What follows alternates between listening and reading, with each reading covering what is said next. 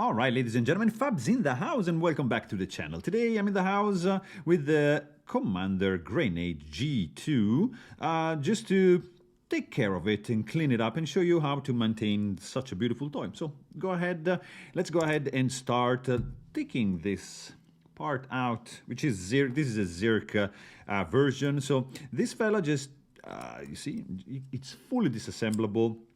So you hold it there, you unscrew the top part like so, which comes off, all right? And then you are left with this top core and the bottom one, which you have to unscrew this part, pull this out, and you're left with these. So here is how you disassemble the grenade. Now you grab just a microfiber cloth, something like that. A little bit of rubbing alcohol is gonna be useful. For example, you see, just to take care of all the gunk, all the grease, and clean it up. So pretty straightforward. And here you can just clean it like so.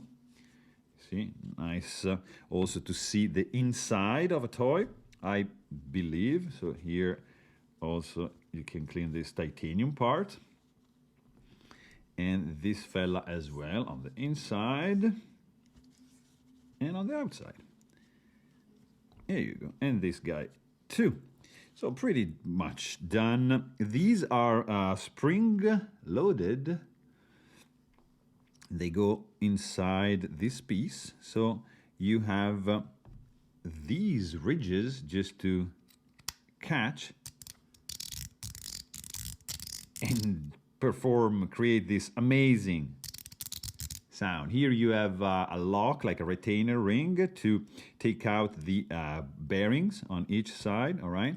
So this guy is gonna go like so. And this is the spinner. And here is the haptic, okay? And then you just, we can actually give a little bit of a clean to this guy as well. And or in the crevices of this piece. We could even go further and disassemble this piece, but nah, not today. And this guy just screws back like so. There you go. The pin goes inside, and here you have your Commander, nicely cleaned. Lovely. Here's like couple of treats slots if you want. Just a gorgeous toy, guys. Really hard to come by these days. It has become a grail, but nonetheless, check it out. It's fantastic. So if you can find one, yeah.